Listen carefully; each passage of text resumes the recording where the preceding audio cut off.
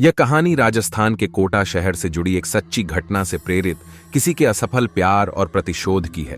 सपना, सलोनी और उनके मासूम दोस्तों की दास्तां है, जो समय के दुष्ट चक्र में फंस गए और उस मोड़ पर आके ठंब गए जहां मौत उनका इंतजार कर रही थी।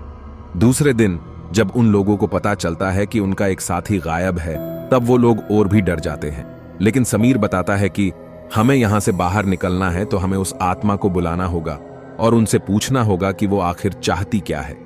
डर के मारे सभी लोगों ने समीर की बात मान ली और आत्मा को बुलाने के लिए तैयार हो गई। समीर ने एक रूम में सभी तैयारियां कर ली और बताया कि जब तक हम आत्मा से पूरी जानकारी नहीं जान लेते, तब तक कोई इस रूम से बाहर नहीं जाएगा और कुछ भी हो जाए कोई किसी का हाथ नहीं छोड़ेगा।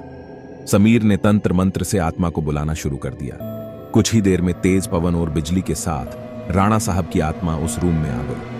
समीर ने उस आत्मा से बात की, आखिर तुम चाहते क्या हो? तो लोगों को क्यों मार रहे हो? कौन हो तुम?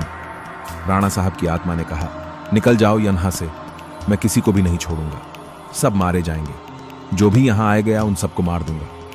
इतना कहकर वो आत्मा चली गई। वो लोगों ने बाद में सपना की आत्मा को बुलाया और पूछा आखिर उसके साथ हुआ क्या था। सपना की आत्मा ने उन सभी को सारी हकीकत बात दी और बोली, मुझे राणा साहब ने जमीन के नीचे दफन कर दिया है, प्लीज मुझे यहां से निकालो। सलोनी ने अपने बहन सपना से पूछा, राणा साहब की आत्मा को कैसे मारा जाए? सपना ने बताया कि जहां राणा साहब ने हम सबको दफनाया है, वहां पास में माताजी का त्रिशूल है। उस त्रिशूल से राणा साहब की आत्मा को मार जा सकता है और इस महल को उनकी चंगुल से बचाया जा सकता है। इतना कहकर सपना की आत्मा वहां से चली गई। समीर, सलोनी और बाकी दोस्तों लोग तुरंत उस जगह पे गए जहां राणा साहब को दफनाया गया था।